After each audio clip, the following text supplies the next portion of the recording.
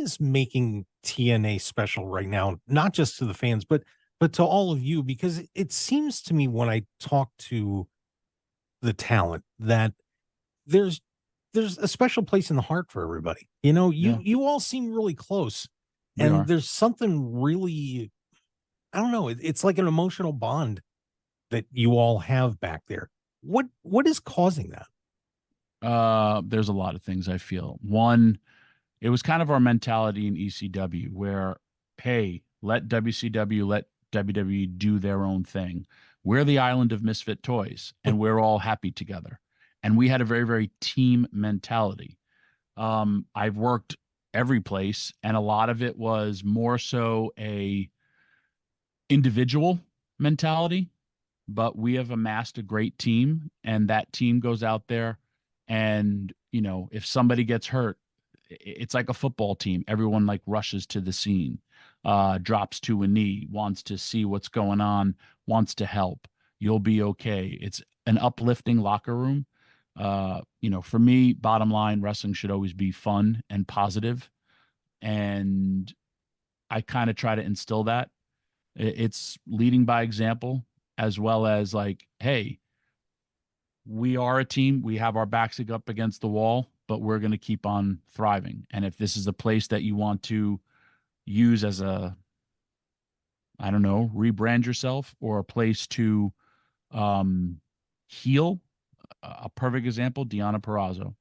Deanna Perrazzo came to Impact, her words, a broken woman, and she was discarded by WWE and people behind the scenes, as well as her opponents, her people that she shared locker rooms with. We lifted her up, and she became the best version of herself. And she was there for the longest time. I think it was 5 years, and now it was the best 5 years. And now she moved on in her career. Awesome. You didn't see any hatred towards her for leaving Impact. Everybody from Impact slash TNA was happy for her. And, then there's also this coming weekend, there's a lot of free agents out there. There's a lot of people who are going to be coming to TNA, and their careers are going to, take a different turn. And it's going to be awesome. Another perfect example is Trinity. Trinity had such self doubt. These are her words, not mine, in interviews, and stopped liking wrestling and doubting herself. And she's been one of the most dominating, and she's a star. She's been one of the most dominating females ever since she came to Impact Wrestling. And you just look at her and like, how did you not see that in her? Cool.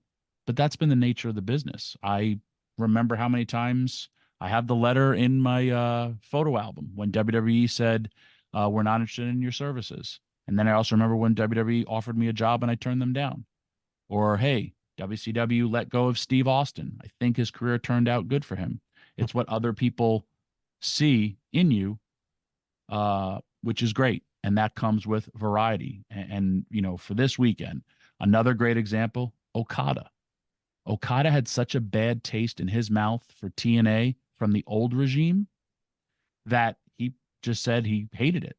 And then he realized, like, hey, Scott D'Amore has been making a difference. He has love and respect for Scott, and he's come back. And I mean, that's a big deal. Um, Alex Hammerstone being a free agent, and then Josh Alexander saying, "Hey, you want to come and wrestle me at one of the biggest shows?"